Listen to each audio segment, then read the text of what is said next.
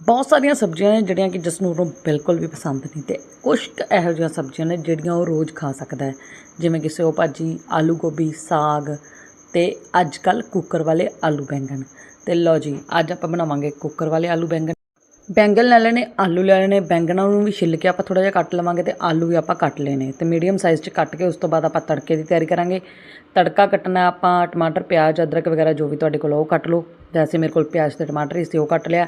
ਉਸ ਤੋਂ ਬਾਅਦ ਪ੍ਰੈਸ਼ਰ ਕੁੱਕਰ 'ਚ ਪਾਇਆ ਤੇਲ ਜਾਂ ਕੁਕਿੰਗ ਆਇਲ, ਜਿਹੜਾ ਵੀ ਤੁਸੀਂ ਯੂਜ਼ ਕਰਦੇ ਹੋ, ਅਤੇ ਕੁੱਕਰ ਦੇ ਵਿੱਚ ਪਾ ਦਾਂਗੇ ਆਲੂ ਬੈਂਗਣ ਅਤੇ ਸਾਰਾ ਕੱਟਿਆ ਹੋਇਆ ਤੜਕੇ ਦਾ ਸਮਾਨ ਇਕੱਠਾ। ਉਸ ਤੋਂ ਬਾਅਦ ਨਮਕ, ਮਿਰਚ, ਹਲਦੀ ਪਾਵਾਂਗੇ ਅਤੇ ਨਾਲ ਪਾ ਦਾਂਗੇ ਮੈਗੀ ਮਸਾਲਾ। ਜੇ ਤੁਹਾਡੇ ਕੋਲ ਹੈਗਾ ਤਾਂ ਪਾ ਦਿਓ, ਨਹੀਂ ਤਾਂ ਨਾ ਸੀ। ਉਸ ਤੋਂ ਬਾਅਦ ਕੁੱਕਰ ਬੰਦ ਕਰਕੇ 2 ਸੀਟੀਆਂ ਲਵਾ ਲਾਂਗੇ। ਲਓ ਜੀ, ਆਪਣੇ ਆਲੂ ਬੈਂਗਣ ਹੋ ਗਏ ਨੇ ਤਿਆਰ।